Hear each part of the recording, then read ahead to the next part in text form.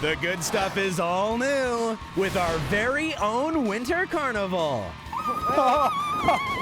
Who will take the gold for dishes hot and cold? Mary and our judges taste as two home chefs bring the heat in a battle of fire and ice. And from Muskoka to Ottawa, where winter comes alive, we're taking you inside two of the season's most festive celebrations. Then, the iconic Kids in the Hall comedian Dave Foley brings some very much appreciated good laughs. Plus, from an irresistible spin on the classic Canadian Nanaimo bar to Mary's ooey gooey cheesy fondue feast, it's a party in the snow, and it all starts right now.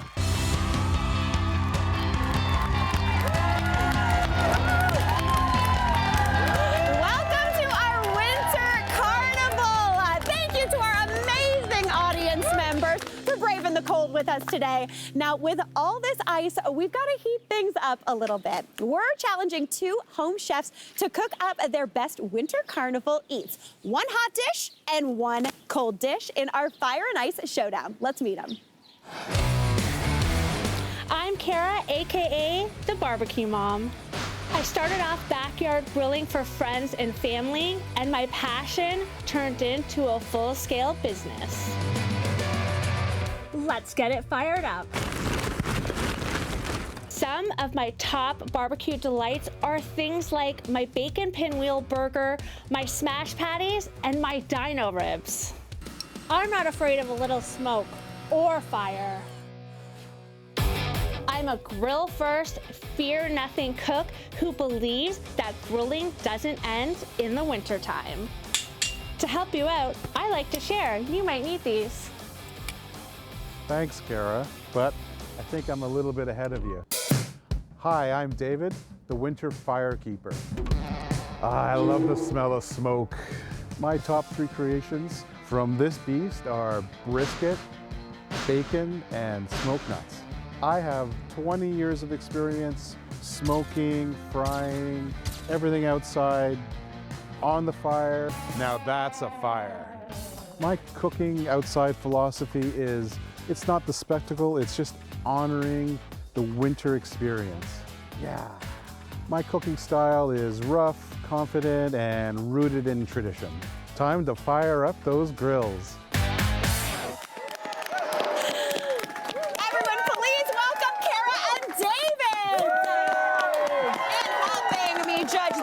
Little competition. It's outdoor expert Owen Reeves and food stylist Jason Scrover. All right, Kara and David, let's recap what you have to do today. Okay, you are going to be making one dish with fire and one dish with ice, but this is good stuff. We're going to throw a little curveball. Sound good? Okay. Feeling it? Okay. We've got a secret ingredient that you're going to turn the heat up with. Sound good? Okay, yes. All right. Jason Scrobar, will you show them what that secret ingredient is? Are we ready? Yes. Yes. Jalapenos. Nice, Spicy.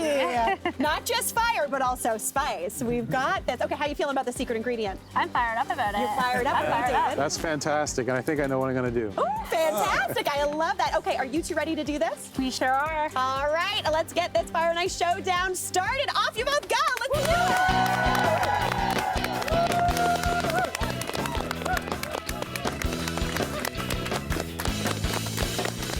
Now, Owen, you recently went to a bit of a Fire and Ice festival yourself, didn't you? Literally the Fire and Ice Festival in Bracebridge. Okay, let's check it out.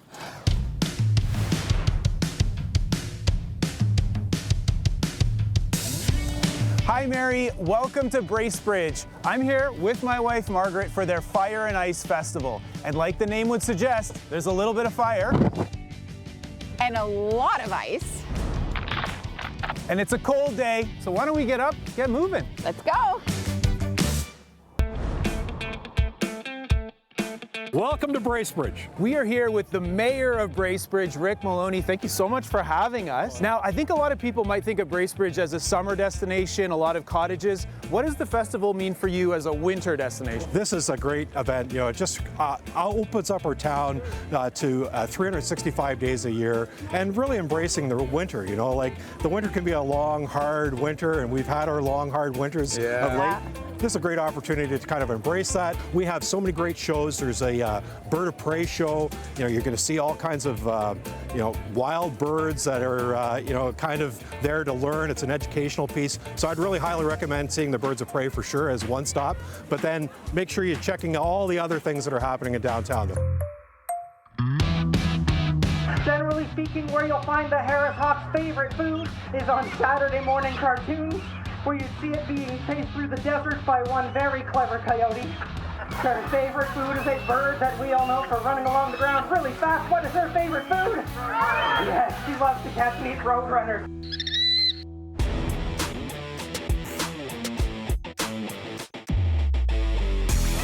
Are you gonna get a spin, or are you just going straight up? I'm going straight because I got to beat you.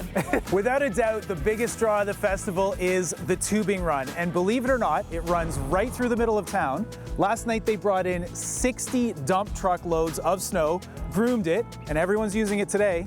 But tonight they're taking it all apart and the street's back to normal tomorrow. So we gotta check this out, right? Absolutely. I'll race you down. Yeah, let's go. There's a lot of work coming all the way up this hill. I think we gotta take the easy way down. What do you think? Well, I'll beat you to get down. We shall see, we shall see.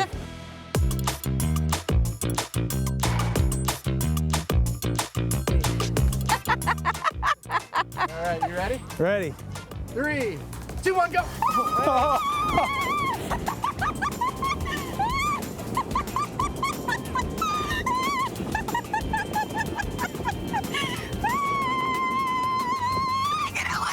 Oh! Do you think you won or what? I think I did. All right, so what's your favorite thing so far? Beating me on the tube Yeah, run? for sure. I wasn't going to rub it in. Hey, this looks pretty great. I have a lot of natural rhythm. You want to check this out? Yeah, sure. You go do it. I'll go watch. Okay. I'm here with Baza from Rhythmicity, and you are running this great drum circle behind us. Tell me about it. Well, we're just having a good time making music. It's a really open thing, so you don't have to have any experience. It's for a lot of people, the very first time they ever get to make music that way. So we're having a blast. Other than what you're doing, what is your favorite thing at the festival? Well, the tube run for sure. It's great. I haven't got to go this year, but it's good fun. Yeah, and it's right down Main Street. How do you beat that? That's right. Yeah, it's a great festival. It's lots of fun.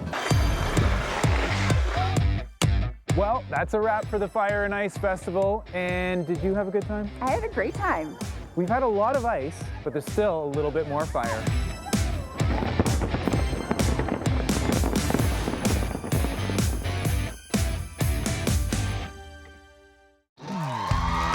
Want to be on the good stuff? Yeah! Amazing! Whether you're ready for a brand new look, Oh my gosh! a refresh in your living space, Oh my god. need help with a special event, or want to show off your skills in the kitchen, simply scan the QR code below and apply to be on the show.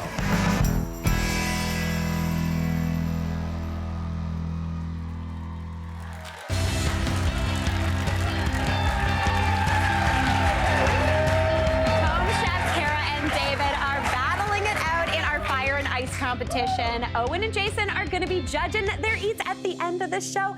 But right now, while that competition is heating up outdoors, we're going to bring some of that winter carnival vibe inside with one of my personal favorite things in the world. The whole world. The whole world. It's cheese. Yeah. Yes. I'm not talking just any cheese either. We're talking cheese fondue. Yeah. Because I don't think there is something that makes you feel more like you've been skiing. Whether you've been skiing or not, that's up to you. But eating cheese fondue, it feels like you just went down the slopes. Right. Is this how you ski? Oh, Yeah. We'll go with it. Thank you so much. I'm feeling really pumped about it. And it is, I warn you, deceptively simple to make in a way that you're like, Mary, this is dangerous. How easy cheese fondue is. Okay, so we're gonna get started. I'm gonna head over here. The first thing you wanna do when you are making cheese fondue is you actually want to season the pot. This sounds kind of funny, but basically what I'm going to get you to do is get a clove of garlic and just cut the end off of it just to expose some of the inside of there. Then you want to take that cut edge and you want to rub it on the inside of the pot. Now what this is going to do is give you just like the lightest little bit of garlic flavor just throughout the cheese, but it's not going to give you little bits of garlic because that would kind of tend to, I don't know, take away from the texture of the cheese fondue, be a little bit too strong. So you're just going to put that in, rub it around, and that's gonna give you just a hint of garlic flavor. Super tasty. Okay, while I'm doing this, Owen, do you mind starting to grate some cheese for me? Would love to. Okay, so you've got some Swiss there. I'd love you to grate about a cup. Okay. You can be generous though if you want to. Measure with your heart. 100%. With cheese, measure with your heart always, 100%. Okay, now into this pot, I'm gonna start the liquid that we're gonna use to make this fondue. You only need a couple ingredients. The first thing, wine. A good dry white wine. I honestly, I don't care what, whoopsie.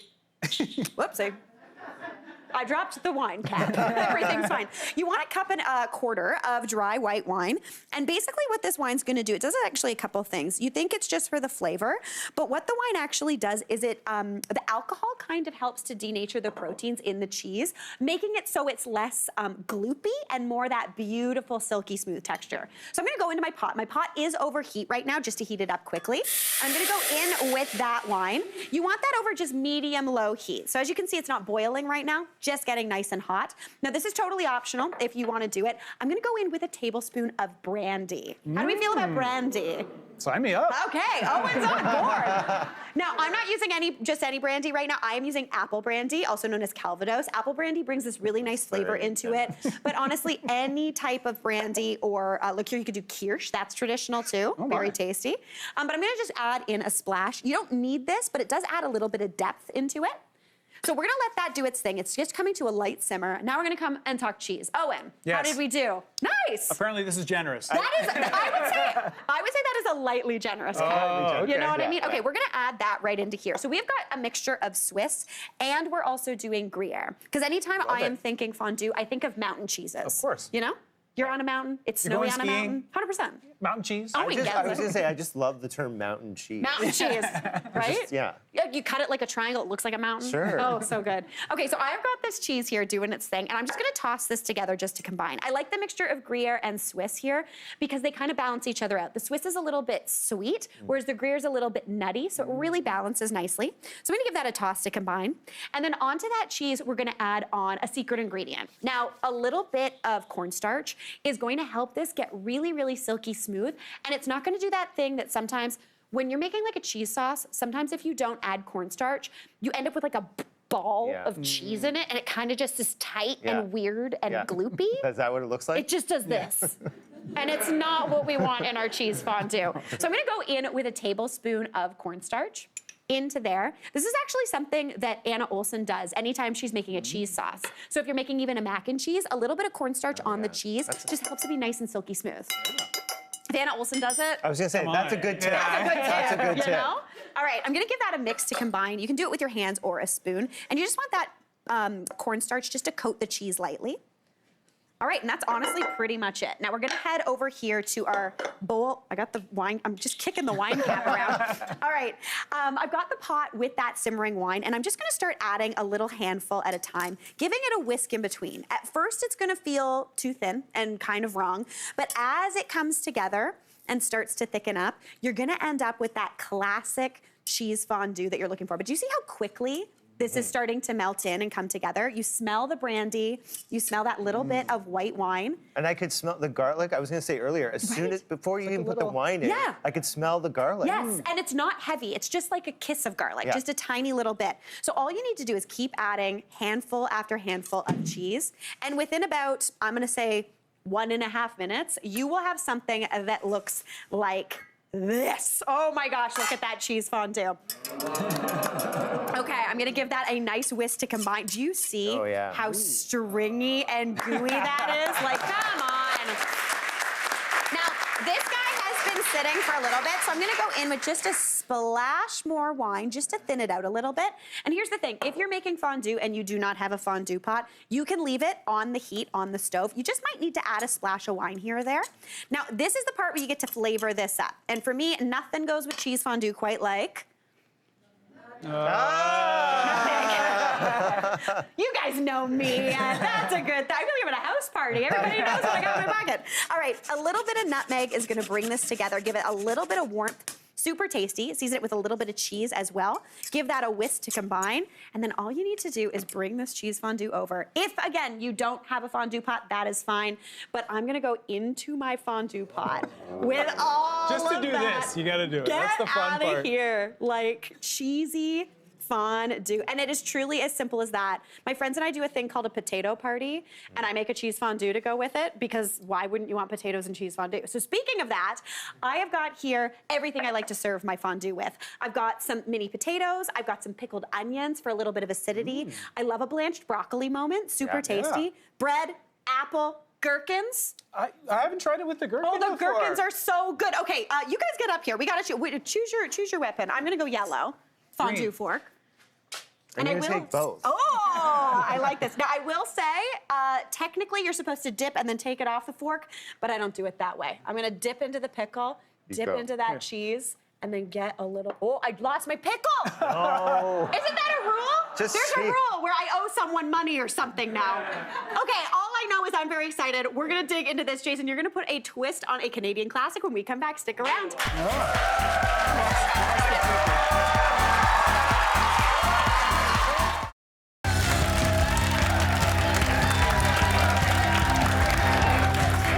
Home chefs Kara and David are battling it out in our Fire and Ice competition. We're gonna see their dishes at the end of the show. Owen and Jason are here acting as judge for this hot and cold competition.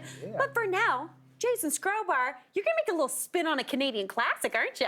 Keyword. Yes. Little. Little, okay. What are we Because talking we're about? making, so first of all, we're making Nanaimo bar. We're working with the Nanaimo bars. Okay. That's the sort of theme here. Oh, I love a But we're gonna Nanaimo go small. We're gonna go truffle size. Oh, I mean, like they're- a Nanaimo bar truffle? Yes. Oh, that's fun. Because I mean, Nanaimo bars, if you're in Canadian, you're Canada, I mean, it's really like quintessential Canadian dessert, or at least one of the top three. 100%. There's butter tarts. Right. There's those flat pastries you get sometimes when you're skating on a canal. You know what I'm talking about? Wink, wink. And then there's Nanaimo bars. Right? So Yeah. we're gonna do Nanaimo bars because I felt like it would be such a great thing to turn into a truffle. I love this. Do you know what it feels like? An on-the-go Nanaimo bar. It really Grab and go. It is. Pop them in. Okay, what are we So doing? we're gonna start with the custard level. So obviously, iconic part of a Nanaimo bar is the custard.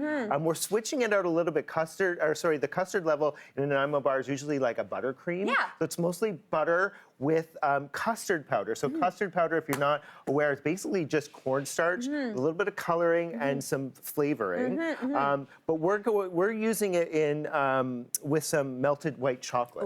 So that's gonna be the center of the truffle. Okay, So yeah. there's a few layers of the truffle, just like there are layers in a Nanaimo bar. So Great. we've got some melted white chocolate. We're gonna add the custard powder. Now, this is fun. The custard powder right now looks white, But it isn't. but it isn't. Get ready. It's going to do a magic trick. And then we're also, if you want to add the cream, so we've got a little bit of cream in here as well. And then, just to finish it off, we're going to add a little bit of, see, it's already Do you starting. see? It has a yellow tinge to it. You know the classic yellow of a Nanaimo bar? That's from the custard powder. So I'm gonna get you to continue mixing this, if perfect. you don't mind. And I'm gonna make the base layer. So the base layer in a Nanaimo bar, classic usually has, or always has, I shouldn't say usually, is the toasted coconut. Yes, I So we've love, got- that's why I love right? a Nanaimo And bar. you were Secret saying that ingredient. too. I love it. Yeah. Coconut, not a Canadian ingredient, but delicious. yeah. Someone in Nanaimo loves coconut. Yes. So we've got that. We have some graham crackers as well. I'm adding some chopped almonds. You can change it up if you don't like almonds or if you have an allergy to almonds or I whatever. often do walnut. Or walnut, Yeah, exactly. super nice, yeah. So that goes in, and then the cocoa powder. So this is obviously the classic. This will make it, turn it into something chocolatey. Yeah, love that. And then we also have some melted butter. So this is gonna be what binds this together. Okay. But not only that, we're adding a little bit of sweetened condensed milk. Okay, I love sweetened condensed milk. It is, if you are making a Canadian dessert from either coast, I feel like sweetened condensed milk has to be in there. Yeah. Like an East Coast dessert, sweetened condensed milk, 100%. West Coast, you got it. And with this, it just helps the everything to bind together. Totally. So we're basically gonna mix all of this together until it comes into one mass, and basically you'll know when it's ready when you can Pick it up and mush it together? Exactly. Okay, Thank cool. you. Now, I've got this all mixed up. It's that beautiful classic Nanaimo bar yellow. Yeah, so what you would do with this is you would let this cool. You take it off the heat, let it cool. Once it's cooled, so out of the fridge for after about 3 hours in the fridge, you're going to basically scoop it and turn it into little nuggets. And that becomes the center. If you want to grab, we've done some already, and there's some in the fridge. Nice. And so basically, this does sound like it's a bit complicated. There's a few steps here, but they're all very easy. This is what I would call like a Sunday recipe. Right. It's a nice, like, it's kind of, I can imagine getting kids involved in this would be so fun. Bring the kids. Yeah. So this is what they look like. So you basically just turn them into little nuggets, and we're gonna take some of this base layer, put it in the palm of your hand. Okay. Am I doing too much? Probably. That's a little bit. Okay. Potato. Okay, there you go. And so you're just gonna like level it out. Take one of the nuggets. Okay. They might stick a little bit. But that's okay. That's what you're looking That's for. okay. Oh, and this is the thing. You need an Owen Reeves. You need the holder. And then you're just gonna take this and turn it into a little ball. Oh, yeah. And so it's like making an arancini, but it's sweet. But it's sweet. Yeah. And then again, these have to go back into the fridge just to set a little bit. So you put them back onto the baking sheet, put it back in the fridge. And then what we've done is we've taken those and we've dunked them in chocolate. So we've melted some chocolate, dumped them, and we have No to one's put gonna like that. those back in the fridge. I know, a lot of steps. Guess what, but that's though? No, okay. we haven't done turned on our oven. Yeah. So there you go. Easy peasy. So now these have now magically turned into these beautiful truffles. Wow. Beautiful. And the last step is, if you want to grab me a fork, we're just gonna, what we've done is we've taken some chocolate, we've added a little bit of yellow food coloring to mimic the custard that's inside. We're just gonna take a fork and we're gonna just drizzle. That was a really good drizzle, Jason. Nice. We've done this before. Yeah, no big deal. And then, because you know I like a little salty sweet moment. Yes. So we're gonna add a little bit of flaky salt on top of that. Oh, yeah. And then they go back and, can you guess? Back into the fridge. But again, no oven and minimal work. And also, I'm not gonna lie, I think I could eat this like this. Eat that like that. Okay, I'm We've got going in some a that are little bit set. We're messy. gonna- Okay, let's give this a taste. Cheers Ready? to you Cheers. guys. Cheers. Love this. Cheers to Nanaimo. Oh, that tastes like a Nanaimo bar. Hey. That is so fun, Jason. A little bit of salt. Oh, yeah. Next level. Thank you so much, Jason. Listen, our Winter Carnival fun continues when we come back. Stick around. Are you sitting at home thinking, hey, seeing the good stuff live would be fun? Well, you are in luck. We would love for you, along with your friends and family, to be a part of our studio audience. Just scan the QR code at the bottom of your screen for your chance to join us. Tickets are free. Can't wait to hear from you.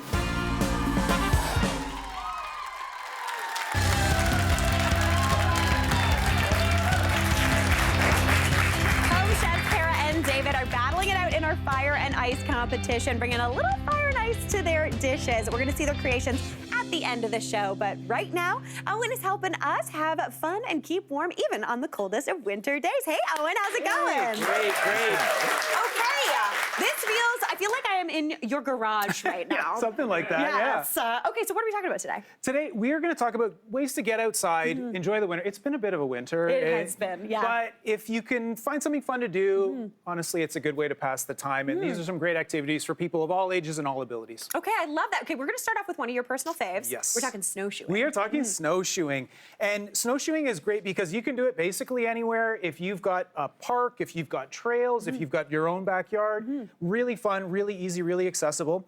So these are the Tubbs Wilderness snowshoes from MEC. This is a kind of relatively basic setup for a snowshoe. And the key thing here is that you're wanting to float on top of the snow. So you want to make sure you check the size. It corresponds to your weight. Oh, it's not your shoe size? It's not your shoe Oh, size. okay. No, it's your weight. So bigger size for larger people. And this, if you're on trails, you want it to be smaller. If you're out in the wilderness, you want bigger. Okay. The key thing with snowshoes is also traction. So these are called crampons. Okay. This is what will give you good grip on ice, which happens a lot on trails.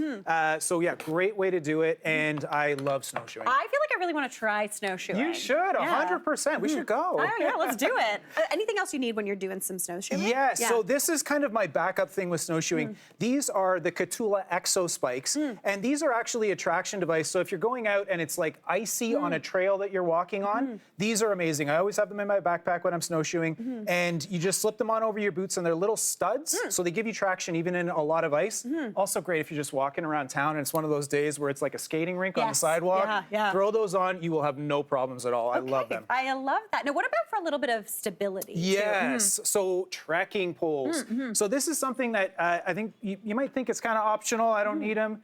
I highly recommend for snowshoeing. The main thing for me is I have some lower back issues. They take the strain off your lower back because it makes you kind of stand upright and you're not dragging your arms. Got it. So these are highly recommended. Also good on the uphills, gives you a little bit of extra something to climb onto. These are super light. They collapse down to nothing. So I highly recommend trekking poles as well. I also feel like you look really professional when you use a pole. You're like more serious, a mountaineer, you know? Right. All right, next up, let's talk a little bit. Let's talk cross-country skiing. Yes. I've never done this. I feel like I would be good at it. Yeah. Okay. Yeah. Cross-country skiing is great fun. I would say if you're doing it for the first time, don't just like go out into the wilderness. Go somewhere where there's trails and you can rent the skis. Great way to approach it. They're going to have different skill levels and grades. So we've got our Solomon cross-country skis here, and they are up on this beautiful slat wall from True Score that we've got. That I want this for my garage.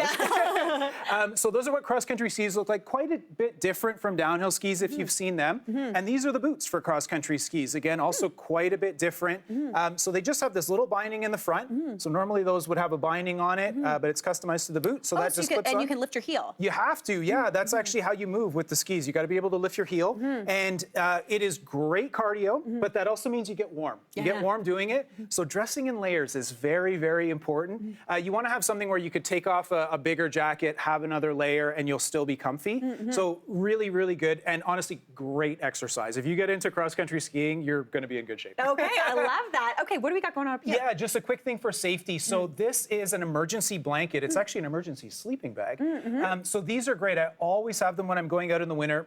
So these are those things where they have a mylar layer that holds your body heat in. So if you get injured, if you have a bad fall, and maybe you can't walk out, somebody's got to come get you, these can be life-saving. I always have those packed in my first aid kit. Really important in the winter. Also great in your glove box of your car. Oh my goodness, absolutely. Yeah, I love safety. Get in an accident, yeah, absolutely. You're good to go. Okay, fantastic. Now, this is very Canadian. Something that I admitted to this audience I don't know how to do.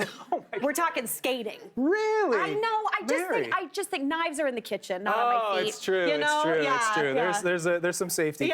Yeah. So we're talking about skating. We're talking about outdoor skating. This is one of my favorite things to do in the winter. There's a lot of municipal skating rinks. Like here in Toronto, outdoor rinks are all over the place. If you can find a pond, if you can find a river, and of course, if you're Canadian, you have to go skate on the Ottawa Canal. Yeah. It is fantastic. It's over 7 kilometers long. Wow. So you can really have a blast. So we've got a couple of sets of skates. These are from Sporting Life. So we have the Blade Runner figure skates. We've got Bauer hockey skates. These are something that when I was a kid, I had nothing but used skates. I did not have a new pair until I was an adult and I bought them for myself. So highly recommend once you're grown up. These are great to invest in because you'll have them for the rest of your life. They are really good quality. There's almost no maintenance to them. Sharpen them once in a while, you're good to go. Don't let the blades rust. And get outside and skate. It is so much fun to skate outside. Just make sure you're wearing the right layers. I love it. Speaking of layers, let's talk about this, because this is the thing. You're outside, you're doing all this stuff, but you can't, I hate it when my hands get cold. Oh, me too, big time. So these are a 3-in-1 glove from Combi, which is a great Canadian company. And the cool thing with these gloves is this is what's called a liner glove. So mostly this is for keeping the wind off of your hands, because a lot of times that's the issue. These would be amazing for cross-country skiing or if you had your poles. And then if you start to get cold or if it gets a little bit wet, you can put this mitt over top. The glove just slides right into it. And this is waterproof, also super windproof. And this is it'll keep all that heat inside. You could also wear it just by itself. So this is a great thing where you don't want to be too hot, like with cross-country, but if it gets cold, throw on that extra layer, good to go. I love it. Thanks so much, Owen. That was great. And studio audience, thanks to our friends at Chili Moose. You're all going home with a Chili Moose beanie and hoodie to help keep you warm out there. All right, now here is your morning host, Kelsey McEwen, at one of Canada's most iconic outdoor festivals, Winterlude. Okay, Mary, we are here in our nation's capital checking out all the cool things Winterlude has to offer. There's so much to do. There's skating, there's sledding. But first up, you may be wondering about my sweet orange chaps and safety glasses. I'm so glad you asked, because we are about to do some ice carving. Check it out. Put it in front of you. Okay. Oh my God. There we go. Am I close?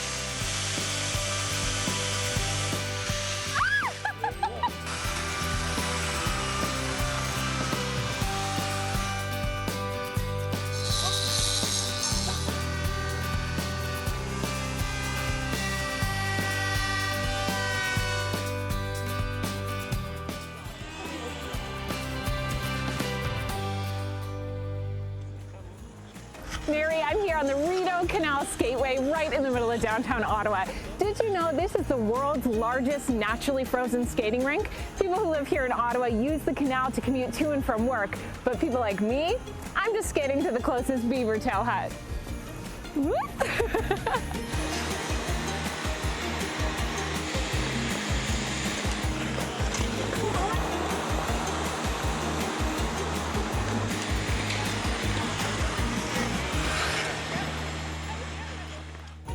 My final stop is here in Gatineau, Quebec at the Snowflake Kingdom. This spot has everything you need for a fun day outside in a winter playground. We've got tubing, we have slides, we have a maze, and new this year, a Ferris wheel. Yes, yes, ready? Oh my God.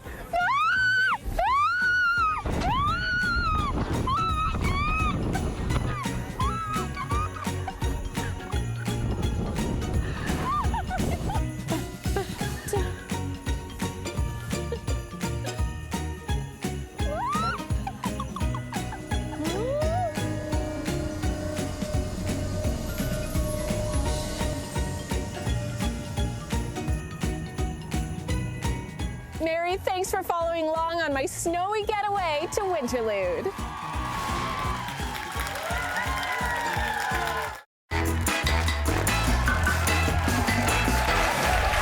know him and love him from the Kids in the Hall. Now, comedy icon Dave Foley is heading to the rink for Crave's new original docuseries, Hockey Fanatics. Check it out. It's game time in the 6, and after 2 phenomenal days in Hogtown, I am at the Scotiabank Arena with my good friend Mike Myers and lifelong Leafs superfan Jimmy Walsh, a Leafs season ticket holder since 1976. Jimmy Walsh, my name's Dave Foley. So nice to meet you. Yeah, you too, buddy. You're a huge fan. Oh, been forever. First game at the Gardens was 1957. My dad carried me in. Oh my God, wow. But I want to introduce you to my friend, Mike Myers. Hey, Mike Myers, man. Great to meet you, buddy. Oh. I've known you for years, man. How are you? Never met you, but I've known you for years. I feel I've known you for years. Yeah, but this is going to be a fun night. I mean, it'd be nice to win, eh? Let's find our seats and put the Flyers in their place. Yeah. Go, Leafs, go.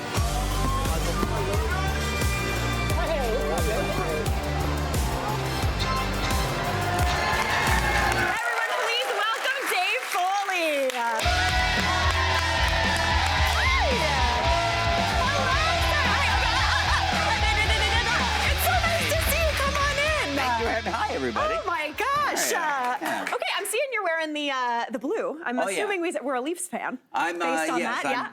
I'm definitely a Leafs fan. Yeah. You can tell because I look vaguely sad. Yeah.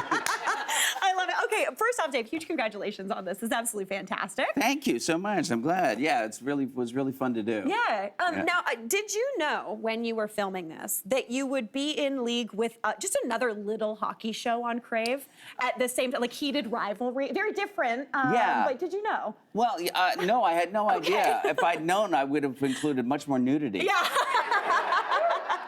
I love it. And by more, I mean penises. Yeah, so of course, yeah.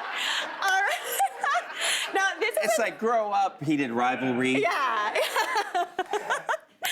No, this is an 8-part docuseries. Yes. My husband called it today a hockumentary, which I thought was pretty that's good. Nice. Right? I like that. Shabby. Yeah. No, in each episode you Oh, visit... that sounds like it might be about spitting. Right? A little bit. It's a little different. Yeah. But you visit a different city in North America Yes. in each episode, and you really lean into that team. You meet super fans. Were you ready for the level of fandom you were about to meet when you met these people? I think going into the U.S. towns, especially, it was like to to see the obsessiveness Yeah. was a little surprising from some people. Yeah. Yeah, You definitely. expect it up here. 100%. You know, because there's something wrong with us. Yeah. You know, as a nation, Yeah. our love of this game. 100%. But yeah, it was a little surprising to see the intensity. But you know, and in some places where you go, like some of the first expansion teams, I forget how long they've been in the league. Totally. You know, so it makes sense there. That's been going on for generations. Yeah. But yeah, towns like Florida and and Utah. Yeah. And especially Utah, which is a brand new team. Interesting. That is it. But I feel like people love something to root for, right? Yeah. And I think that's what hockey offers. Sports in general offers for people. Yeah. Especially hockey, like you said, it's kind of passed down through the generations. Yes. You love the team your family loved. Yes, and it's just, that is taking more root in the U.S. these days, which is great to see. Yeah. It's alarming how many great American hockey players there are now. Yeah. Especially as we're going into the Olympics. Yeah, 100%. Like you have our own Austin Matthews out there, playing against us. Yeah, we don't love that. No. No, we don't love that. No, Not at all. But it is, the American players have really come up in the game. Yeah. They're really, really good. Very cool. Okay, so one thing that I thought was really great, in the episodes, you also sit down for a meal with a celebrity hockey fan, someone that you know, someone that is a big fan of the team. Yeah. So obviously we just saw there Mike Myers for the Toronto Maple Leafs, fantastic. You sat down with Jason Priestley for the Vancouver Canucks, Jay Baruchel for the Montreal Canadiens. Was there any conversation that you had with these people that maybe gave you a little more grace for their teams? Do you know what I mean? Like, you're sitting down with someone that maybe you'd be like, I hate that team, but did you kind of see their perspective? Yeah, well, of course. Well, one thing about this show is that I'm in the towns long enough that by the time we go to the game, I'm hyped. I'm ready to cheer for the home team. Yeah. No matter where I am. I'm in St. Louis cheering for the St. Louis Blues as though they're my team. Yeah. Because I've been surrounded by this, this infectious love of the team for several days. Totally. So so definitely. And again, with Jay, who is such a huge Montreal fan, and that, of course, is our most dread enemy. Yeah. But I did have to admit that back in the 70s, back in the Guy Lafleur days, Ken Dryden days, I was a pretty big Montreal fan. Okay. Because there was no way. How could you not be? 100%. That was the greatest hockey team of all time, I think. Yeah. Oh, that's fantastic. Well, speaking of great hockey players, past and present, they appear in the show. You get some big names. Yeah. What was that like for you as a huge hockey fanatic yourself? It was an honor, and a thrill, and it's like guys like Stan Smeel, and for me, getting to sit down and talk with Terry Crisp was really special because he played hockey with my uncle. Oh, no way! In the Philadelphia Flyers. Oh, that's so cool. So he remembered my uncle. Yeah. Yeah, who in those days was like a giant. He was 6'4". Oh man. Okay. And nowadays, of course, that's your starting height. Yeah. For the NHL. And then you put skates on, and they're like 7 feet. Yeah. So especially goaltenders. Goaltenders are all, I believe. They're officially listed as buildings. Okay, right on. Yes, they're a refrigerator of a human. Yes, I love that. Honestly, Dave, thank you so much for being here today. Thank you for having me. It's a pleasure chatting. Huge congratulations on this show. New episodes of Hockey Fanatics are now streaming on Crave. We got to take a quick break, but we'll be right back. That was nice. Thank you so much for sharing. I wanted to talk, but we didn't have time. The good stuff is a good time. So why not subscribe to our weekly newsletter? You feel good the rest of the day. Yeah. Get a sneak peek at upcoming episodes, access to weekly show highlights, and a one-stop roundup of all my latest recipes. Everything that you make is like delicious. Simply scan the QR code to sign up for the Good Stuff newsletter. And join us right here weekdays on CTV.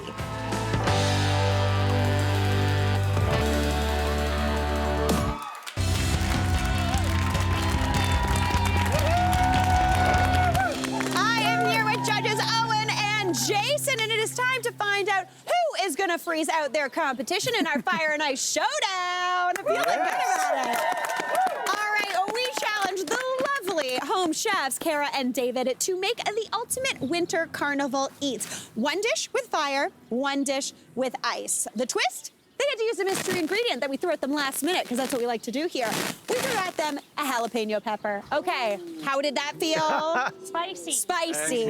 Okay, I'm feeling good. Not only is it hot, but it's also spicy. Okay, let's see what you guys have been chefing up. Kara, we are gonna start with you. Let's reveal those dishes. So for my fire dish, my heat dish, I did my viral Get out! bacon pinwheel burgers with almost 70 million views. I thought I would infuse it a little bit more with those jalapenos. Oh, that is fantastic. Oh, what's this? Tell me more. And for the cold dish, I did the viral ice cream in the snow. No, you didn't. I did. Oh, wow. It's so fun, and to top it off, I did a little bit of a candied jalapeno to bring in the heat. There we go. How you thinking? What are you thinking, gentlemen? It's pretty tasty. Pretty tasty. Jason's going really back well cooked, too. Nice. Yeah, the bacon is really neat how you, normally it's just slapped on there. Yeah. This is way better. Nice. Now, what about that sweets? What are we doing with the ice? Okay, now they're gonna eat that ice cream. I'm very excited. Yes. I wanted to do this, so I'm excited to see. Yes. Ooh, that is really tasty. That's really good. You made this with snow? In the snow. Wow. Cool. With some icing sugar, some vanilla, and just heavy cream. 33% or higher. Oh, Yep. wow. Candied jalapeno is a nice touch. Yay. Oh, with that. Nicely done, Super yummy. Kara. Absolutely beautiful. Great job. All right, David, it is your turn. Let's see your dishes. Okay, here we go. Whoa! So, this is classic Texas barbecue, the things I love to make. Smoked barbecue brisket, 12 hours. We've got cornbread done on the grill here with the secret ingredient, the jalapeno pepper. Some butter, baked beans with brisket bird ends and homemade bacon, smoked bacon, and a homemade barbecue sauce and coleslaw. Wow, a whole plate. Gentlemen, you've got a veritable feast in front of you. Now, what did you do for the ice portion? For the ice, we've got maple toffee. Classic with my smoked almonds that I smoke in the smoker. Okay, no big deal. Okay, you have got a feast to eat, my friends. I need some more time. Yeah. I was gonna dig into I was this. gonna say, can we have a seat? Yeah. Okay, we've got this. Really tasty. I gotta try and get the taffy though. Yeah, these beans, out of this world. Just so good. It's so much fun. When you use fresh beans, it just makes it more beany. Beanie. I think that's a new term we're going to use. David's own beanie beans. Very, very good. The taffy is really hard to talk when you're eating taffy, but really delicious as well. I like the little salt that you added in there. That's a nice touch. Jason, what are you thinking? Yeah, really nice too, because it's not gonna crack your teeth. Yeah. It's nice and soft, which I like. Really beautiful. And what did we think of the barbecue? Like I said, these beans are out of this world. So flavorful, smoky, really nice. Yeah, it's one of those things. Normally we were thinking of summer. You might do a brisket, but really nice to have it when it's cold outside for sure. 100%. All right, judges, I think we need to deliberate, shall we? Yes. Okay, let's huddle over here. Around the snow. Okay, what are we thinking? Let's open up this. What are you thinking? I kind of like the beans. The beans are really good. brisket. You did love the beans, but what about that ice cream? The ice cream was killer, and with the candied jalapeno. Yeah, that was a good touch. And she did it here. Yeah. Which is impressive. Now, I've never had like seen a rose burger like that. Oh no, I love the creativity. I can see why it's viral. Yeah. Creative, and then the other one was a little bit less creative, only in the sense that it's more classic. Yeah. 100%. Okay, do you think you know who's gonna win? I think we know. Okay. All right, gentlemen, let's break. Okay, listen, everybody. We have this Fire and Ice Showdown. It has been an absolute banger. You've done a fantastic job, both of you. So great. The creativity was fantastic. Nods to the classic, really, really beautiful. But there can only be one winner. Owen Reeves, would you like to do the honors? I would be happy to. Had a lot of fun. These are both delicious. But the winner for today is David. Great job, you two. This is fantastic. Congratulations. But listen, everyone here at The Good Stuff is a winner. So Kara and David, thanks to our friends at Ayrshire Hotel, you're both getting a 2-night escape for you and a friend with a $300 credit to the lobby bar for all those good eats and drinks. And studio audience, to help you warm up after braving this cold with us today. Thanks to our friends at Hamilton Beach. You're all going home with their Flex Brew Advanced 5-in-1 coffee maker available at Walmart Canada. That's our show for today. Thanks for watching. We'll see you next time for more of the good stuff. Oh, that was so good. That ice cream was out of control.